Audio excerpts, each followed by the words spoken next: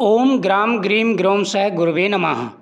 सत्य सनातन धर्म YouTube channel पर आप सभी का स्वागत है। बृहस्पतिवार की व्रत कथा। भगवान बृहस्पतिदेव आप सभी की मनोकामना पूरी करेंगे। जो भी मन में कामना हो वह मनोकामना आप भगवान बृहस्पतिदेव के सामने अपनी इच्छा जरूर बोलें। बृहस्पतिवार का व्रत बहुत ही प्रभावशाली है। भगवान बृहस्पतिदेव सभी की मनोकामना पूरी करते हैं। सबसे पहले तो भगवान बृहस्पतिदेव की पूजा करें और उसके बाद में हाथ में चने की दाल लेकर के इस कथा का श्रवण करें। प्राचीन समय की बात है, भारत में एक राजा राज्य करता था। वह बड़ा प्रतापी और दानी था। वह नित्य प्रति मंदिर में भगवान के दर्शन करने जाता। वह ब्राह्मण और गुरु की सेवा किया करता था। उसके द्वार से कोई भी याचक निराश होकर नहीं लौटता था। वह प्रत्येक गुरुवार को व्रत रखता एवं पूजन करता था। एक दिन गरीबों की सहायता करता था। हर दिन कोई न कोई शुभ कार्य वो अवश्य करता था। यह सब बातें उसकी रानी को अच्छी नहीं लगती थी। वह ना व्रत करती और ना ही किसी को एक भी पैसा दान में देती थी। वह राजा से भी ऐसा करने को मना किया करती थी। एक समय की बात है, राजा शिकार खेलने वन को चले गए थे। घर पर रानी और दासी थी। उस समय गुरु बृहस्पति साधु का रूप धारण कर राजा के दरवाजे पर भिक्षा मांगने लगी गई। साधु ने रानी से भिक्षा मांगी तो वह कहने लगी, हे साधु महाराज, मैं इस दान और पुण्य से तंग आ गई हूँ। इस कार्य के लिए तो मेरे पति देवी बहुत हैं। आप ऐसी कृपा करें जिससे सारा धन नष्ट हो जाए, मैं आराम से रह सकूं। साधु रूपी बृहस्पति देव ने कहा, हे देवी, तुम बड़ी अजीब हो। संतान और धन से कोई दुखी नहीं होता, इसको सभी चाहते हैं। पापी भी पुत्र और धन की इच्छा करता है। अगर तुम्हारे पास अधिक धन है तो भूखों को भोजन कराऊं, प्याऊ लगवाऊं, ब्राह्मणों को दान को, धर्मशालाएं बनवाऊं, कुआं, तालाब, बावड़ी, बाग, बगीचे आदि का निर्माण कराऊं, निर्धन कुंवारी कन्याओं का विवाह कराऊं, साथ ही यज्ञ अनुष्ठान करूं। इस प्रकार के कर्म से आपके कुल का और आपका नाम सार्थक होगा, परलोक की प्राप्ति होगी। परंतु रानी साधु की इन बातों से खुश नहीं हुई। उसने कहा, ये साधु महाराज, मुझे ऐसे धन की आवश्यकता नहीं जिसको मैं अन्य लोगों को दान देती फिरूं तथा जिसको रखने और संभालने में ही मेरा सारा समय नष्ट हो जाए। साधु ने कहा, हे देवी, यदि तुम्हारी ऐसी इच्छा है तो मैं जैसा कहता हूँ तुम वैसा ही करना। बृहस्पतिवार के दिन घर आंगन को गोबर से लीपना, अपने केशों को पीली मिट्टी से धोना, केशों को धोते समय स्नान करना, राजा से कहना कि वह हजामत अवश्य बनवाए, भोजन में मांस मदिरा खाना, कपड़े धोबी के यहाँ धुलने देना। इस प्रकार 7 बृहस्पतिवार करने से तुम्हारा सारा धन नष्ट हो जाएगा। यह कहकर साधु महाराज वहाँ से अंतर्ध्यान हो गए। रानी को ये शिक्षा अच्छी लगी। रानी ने साधु के कहे अनुसार 7 बृहस्पतिवार तक वैसा ही करने का विचार किया। साधु के बताए अनुसार कार्य करते हुए केवल 3 बृहस्पतिवार ही बीते थे, उसकी समस्त धन संपत्ति नष्ट हो गई। भोजन के लिए दोनों तरसने लगे तथा संसार भोगों से दुखी रहने लगे। तब राजा रानी से कहने लगा, हे रानी, तुम यहाँ पर रहो, मैं दूसरे देश को जाता हूँ, क्योंकि यहाँ पर मुझे सभी मनुष्य जानते हैं, इसलिए मैं कोई कार्य नहीं कर सकता। अब मैं परदेश जा रहा हूँ, वहाँ कोई काम धंधा करूँगा, शायद हमारे भाग्य बदल जाएं। ऐसा कहकर राजा परदेश चला गया। वह वहाँ जंगल से लकड़ी काट कर लाता और शहर में बेचता था। इस तरह जीवन व्यतीत करने लगा। इधर राजा के बिना रानी और दासी दुखी रहने लगे। किसी दिन भोजन मिलता, किसी दिन जल पी कर के रह जाते। एक समय रानी और दासी को 7 दिन बिना भोजन के व्यतीत हो गए। तो रानी ने अपनी दासी से कहा, हे दासी, यहाँ पास के नगर में मेरी बहन रहती है, वह बहुत बड़ी धनवान है, तो उसके पास जा और वहाँ से 5 सेर बेजर मांग कर ला, जिससे कुछ समय के लिए तो हमारी गुजर हो जाएगी। दासी रानी की बहन के पास गई। रानी की बहन उस समय पूजा कर रही थी। बृहस्पतिवार का दिन था। दासी ने रानी की बहन से कहा, हे रानी, मुझे आपकी बहन ने भेजा है, मुझे 5 सेर बेजर दे दो। दासी ने यह बात अनेक बार कही, परंतु रानी की बहन ने कोई उत्तर नहीं दिया, क्योंकि वह उस समय बृहस्पतिवार की कथा सुन रही थी। जब दासी को रानी की बहन ने कोई उत्तर नहीं दिया, वह बहुत दुखी हुई, उसे क्रोध भी आया। वह लौटकर रानी से बोली, हे रानी, आपकी बहन बहुत बड़ी घमंडी है, वह छोटे लोगों से बात नहीं करती। मैंने उससे कहा, उसने कोई उत्तर नहीं दिया। मैं वापस चली आई। रानी बोली, हे दासी, इसमें उसका कोई दोष नहीं है। जब बुरे दिन आते हैं तब कोई सहारा नहीं देता। अच्छे बुरे का पता विपत्ति में ही लगता है। जो ईश्वर की इच्छा होगी वही होगा। ये सब हमारे भाग्य का दोष है। उधर रानी की बहन ने सोचा कि मेरी बहन की दासी आई थी, परंतु मैं उससे नहीं बोली, इससे वह बहुत दुखी हुई होगी। अतः कथा सुन और विष्णु भगवान का पूजन समाप्त कर वह अपनी बहन के घर आई और कहने लगी, हे बहन, मैं बृहस्पतिवार का व्रत कर रही थी। तुम्हारी दासी हमारे घर गई थी, परंतु जब तक कथा होती है तब तक ना ही बोलते हैं और ना ही उठते हैं, इसलिए मैं नहीं बोली। कहो दासी, क्यों गई थी? रानी बोली, बहन, हमारे घर अनाज नहीं है, वैसे तुमसे कोई बात छुपी नहीं है। मैंने दासी को 5 सेर बेजर लेने के लिए भेजा था। रानी की बहन बोली, बहन देखो, बृहस्पति भगवान सबकी मनोकामना पूर्ण करते हैं। देखो, शायद तुम्हारे घर में अनाज रखा हो। यह सुनकर के दासी घर के अंदर गई तो वहाँ उसे एक गड़ा बेजर का भरा हुआ मिल गया। उसे बड़ी हैरानी हुई, क्योंकि उसने एक एक बर्तन देख लिया था। उसने बाहर आकर रानी को बताया। दासी अपनी रानी से कहने लगी, हे रानी, देखो, वैसे हमको जब अन्न नहीं मिलता हम रोज़ ही व्रत करते हैं। अगर इनसे इस व्रत की विधि और कथा पूछ ली जाए तो उसे हम भी किया करेंगे। दासी के कहने पर रानी ने अपनी बहन से बृहस्पतिवार के व्रत के बारे में पूछा। उसकी बहन ने कहा, हे रानी बहन, बृहस्पतिवार को सूर्योदय से पूर्व उठकर स्नान करके बृहस्पतिवार का व्रत करना, लेकिन उस दिन सिर नहीं धोना। बृहस्पतिवार के व्रत में चने की दाल और मुनक्का से विष्णु भगवान का केले के वृक्ष की जड़ में पूजन करें तथा दीपक जलाएं। उस दिन एक ही समय भोजन करें। भोजन पीले खाद्य पदार्थ का करें और कथा सुनें। इस प्रकार करने से गुरु भगवान प्रसन्न होते हैं, अन्न पुत्र धन देते हैं, मनोकामना पूरी करते हैं। इस तरह व्रत और पूजन की विधि बताकर रानी की बहन अपने घर को लौट आई। रानी और दासी ने दोनों ने निश्चय किया, बृहस्पतिवार बृहस्पति देव भगवान का पूजन जरूर करेंगी। 7 दिन बाद जब बृहस्पतिवार आया तो उन्होंने व्रत रखा। गुड़साल में जाकर चना और गुड़ बीन लाई तथा उसकी दाल से केले की जड़ से विष्णु भगवान का पूजन किया। अब भोजन कहाँ से आवे? दोनों बड़ी दुखी हुई, परंतु उन्होंने व्रत किया। इस कारण बृहस्पति देव प्रसन्न हो गए थे और वे एक साधारण व्यक्ति के रूप में 2 थालों में सुंदर पीला भोजन लेकर आई और दासी को देकर बोले, हे दासी, यह भोजन तुम्हारे और रानी के लिए है, तुम दोनों करना। दासी भोजन पाकर बड़ी प्रसन्न हुई और रानी से बोली, हे रानी, आकर के भोजन कर लो। रानी को भोजन के बारे में कुछ भी पता नहीं था, इसलिए वो बोली, हे दासी, जा तू ही भोजन कर, हमारी व्रत में हंसी उड़ाती है। दासी बोली, एक व्यक्ति अभी भोजन दे गए हैं। रानी कहने लगी, वह भोजन तेरे लिए दे गया है, तू ही कर। दासी ने कहा, वह व्यक्ति हम दोनों के लिए 2 थालों में भोजन दे गया है, इसलिए मैं और आप दोनों ही साथ साथ भोजन करेंगे।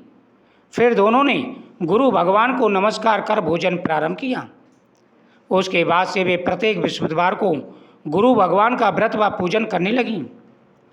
बृहस्पति भगवान की कृपा से उनके पास धन हो गया, परंतु रानी फिर पहले की तरह आलस करने लगी।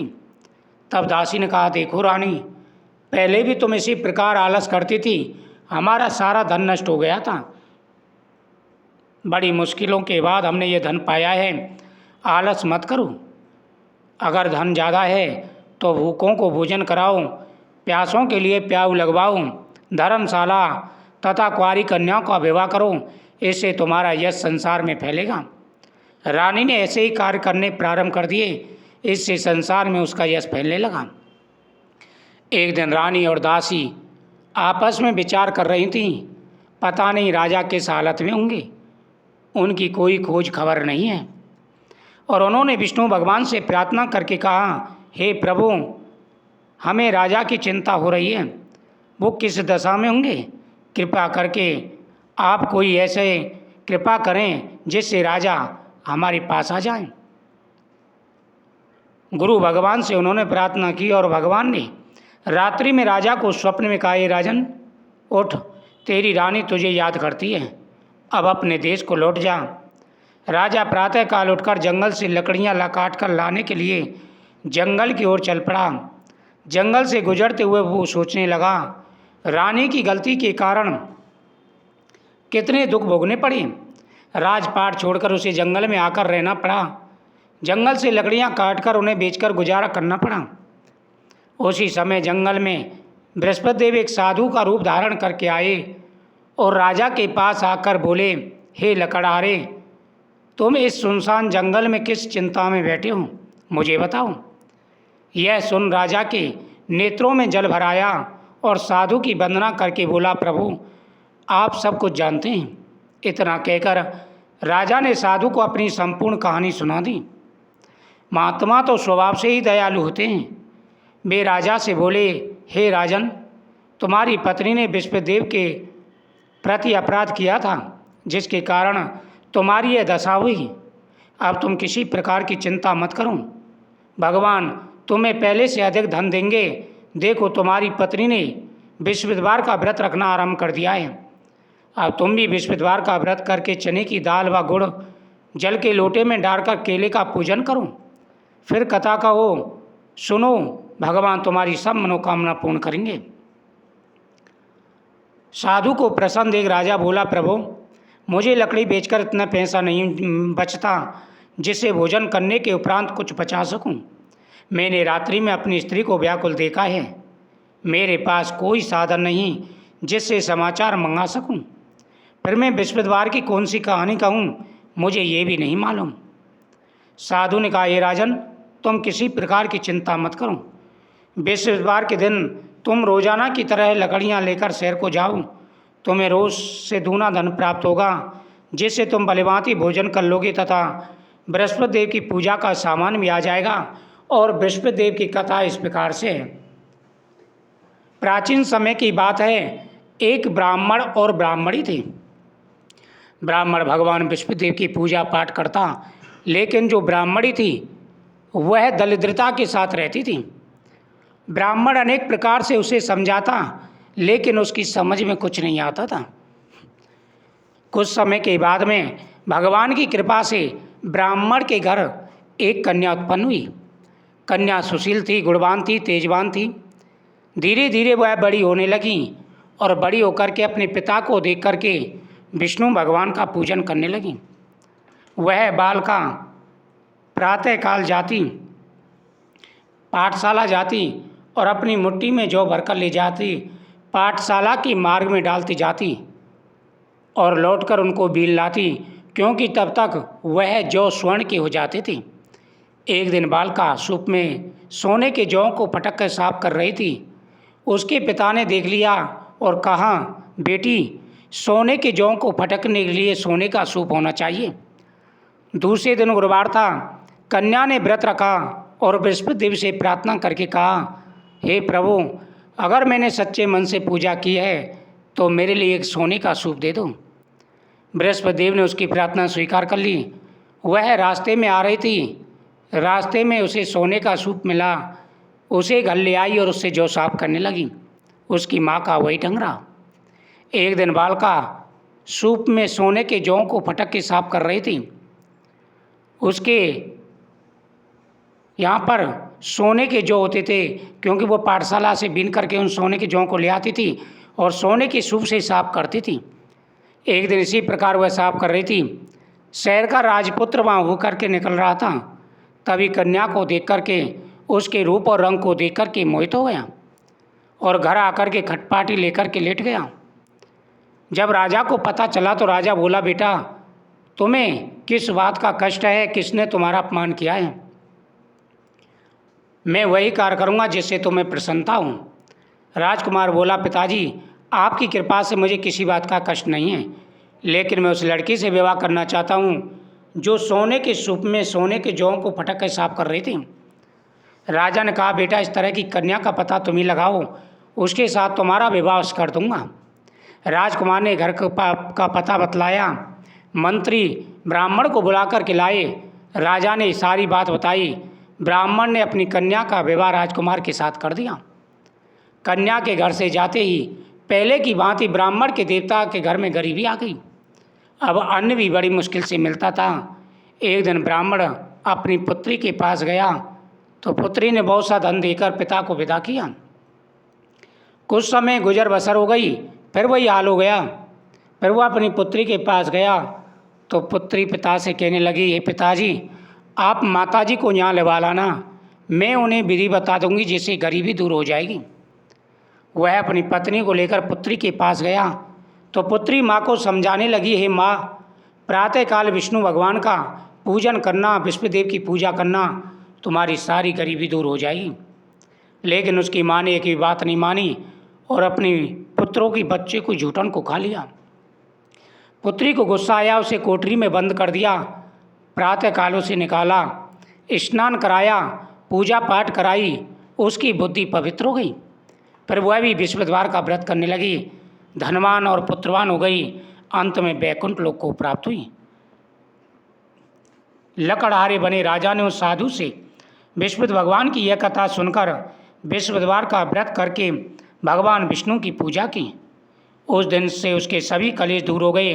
लेकिन अगले विश्वद्वार को कामकाज में अधिक व्यस्त रहने के कारण उसने भगवान विष्णुदेव का व्रत नहीं किया। भगवान विष्णुदेव लकड़हारे से क्रोधित हो गए और उनसे फूल की सजा दी। उस दिन नगर के राजा ने नगर में घोषणा करके सबको सूचित किया, प्रत्येक नागरिक मेरे महल में भोजन करने आए, जो नहीं आएगा उसे अपराधी मानकर भारी दंड दिया जाएगा।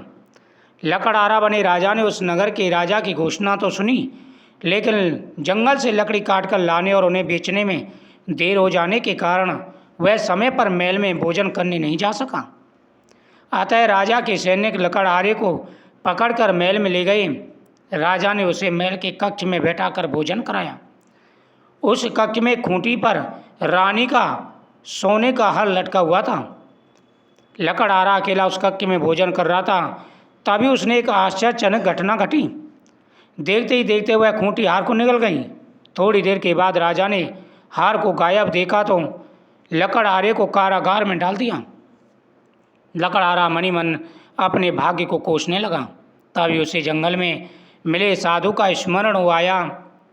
थोड़ी देर में भगवान बृहस्पतिदेव सन्यासी के रूप में उसके सामने प्रकट हुए और कहा, हे लकड़हारे तूने भगवान बृहस्पतिदेव की पूजा नहीं करी, इसी कारण तुम्हें यह कष्ट हुआ है। लेकिन अब चिंता मत करूं, बृहस्पतिवार के दिन कारागार के दरवाजे पर तुझे कुछ पैसे पड़े मिलेंगे, उनसे भगवान विष्णुदेव का व्रत करके उनकी पूजा करना, तुम्हारे सारे कष्ट दूर हो जाएंगे। बृहस्पतिवार के दिन उसे दरवाजे पर पैसे पड़े मिले। गुड़ चना मंगवाकर लकड़हारे ने बृहस्पतिवार की कथा कही तो भगवान विष्णुदेव ने प्रसन्न होकर उस नगर के राजा को स्वप्न में लकड़हारे को कारागार से मुक्त करने को कहा। सुबह राजा ने अपने कक्ष में आकर देखा तो खूंटी पर रानी का हाथ टंगा हुआ है। राजा ने लकड़हारे को बुलाया और उसे मुक्त कर दिया। लकड़हारा राजा अपने नगर के निकट पहुंचा तो देखता है नगर में पहले से अधिक बाग, तालाब, कुएं, बावड़ी, धर्मशाला बन गए। उसने पूछा, भाई ये सब किसका है? उन्होंने कहा, यह सब रानी और दासी का है। जब रानी ने खबर सुनी तो दासी को दरवाजे पर खड़ा कर दिया। वह राजा को लेवा लाई। राजा ने तलवार निकाली और पूछा, ये धन तुम्हें कैसे प्राप्त हुआ? उन्होंने कहा, ये धन बृहस्पति देव के व्रत के प्रभाव से प्राप्त हुआ है। राजा ने निश्चय किया, 7 रोज बाद तो सभी बृहस्पतिवार का पूजन करते हैं, मैं रोजाना 3 बार व्रत किया करूँगा, कथा सुना करूँगा। हर समय राजा के दुपट्टे में चने की दाल बंधी रहती। एक दिन राजा ने विचार किया, चलो अपनी बहन के यहाँ हुआ मैं। इस तरह निश्चय कर राजा घोड़े पर सवार हो बहन के यहाँ चलने लगा। रास्ते में कुछ आदमी मुर्दे को लिए जा रहे थे। राजा ने उनसे कहा, भाई तुम मेरी बृहस्पतिवार की कथा सुन लो। उन्होंने कहा, हमारा तो आदमी मर गया है, इसको अपनी कथा की पड़ी है। परंतु कुछ बुजुर्ग व्यक्ति कहने लगे, भाई तुम भी अपनी कथा सुना दो। राजा ने दाल निकाली, कथा कहने लगा। कथा आधी हुई, मुर्दा हिलने लगा और कथा समाप्त होते ही राम राम कह के खड़ा हो गया। आगे किसान खेत में हल चलाता मिला। राजा ने उससे कहा, भाई तुम मेरी बृहस्पतिवार की कथा सुन लो। वह बोला, जब तक मैं तेरी कथा सुनूंगा 4 अरैया जोत लूँगा, जा अपनी कथा किसी और को सुनाना। राजा के हटते ही बैल पछाड़ खा कर गए और किसान के पेट में बड़ी जोर से दर्द होने लगा। उस समय उसकी माँ रोटी लेकर के आई। उसने सारा हाल पूछा तो उसने सारी बात बता दी। बुढ़िया दौड़ी दौड़ी घुड़सवार के पास गई और उससे बोली, मैं तेरी कथा सुनूंगी, अपनी कथा मेरे खेत पर चलकर कहना। राजा ने बुढ़िया खेत पर जाकर कथा कही, जिसको सुनकर उसका लड़का ठीक हो गया, बैल भी खड़े हो गई। राजा अपनी बहन के घर पहुंचा तो वहाँ सब देखने लगा, सब लोग भोजन कर रहे हैं। राजा ने अपनी बहन से कहा, ऐसा कोई मनुष्य है जिसने भोजन नहीं किया हो? बहन बोली, भैया ये देश ऐसा ही है, पहले यहाँ लोग भोजन करते हैं, बाद में अन्य कार्य करते हैं, अगर कोई पड़ोस में हो तो देखा हूँ। ऐसा कहकर देखने चली गई, परंतु उसे कोई व्यक्ति नहीं मिला। आखिर में वो कुमार के घर गई जिसका लड़का बीमार था। भाई की कथा सुनने के लिए कहा तो वो तैयार हो गई। राजा ने जाकर के कथा कही, जिसको सुनकर उसका लड़का ठीक हो गया। अब तो राजा की प्रशंसा होने लगी। राजा ने अपनी बहन से कहा, बहन हम अपने घर को जाएंगी, तुम भी तैयार हो जाओ। राजा की बहन ने सास से कहा, सास बोली, हाँ चली जा, परंतु अपने लड़के को मत ले जाना, तेरे भाई के कोई औलाद नहीं है। राजा ने यह सारी बातें सुन ली। वह दुखी होकर के, निराश होकर के घर पर आकर के लेट गया। रानी ने पूछा, स्वामी क्या बात है? उन्होंने कहा, नरवंशी राजा हैं, हमारा मुँह देखने का धर्म नहीं है। रानी ने कहा, प्रभु बृहस्पति देव ने हमें सब कुछ दिया है तो औलाद अवश्य देंगे। उसी रात को बृहस्पति देव ने राजा को स्वप्न में दर्शन देकर कहा, ये राजन सोच त्याग दे, तेरी रानी गर्भ से है। राजा को खुशी हुई। कुछ समय के बाद में सुंदर पुत्र पैदा हुआ।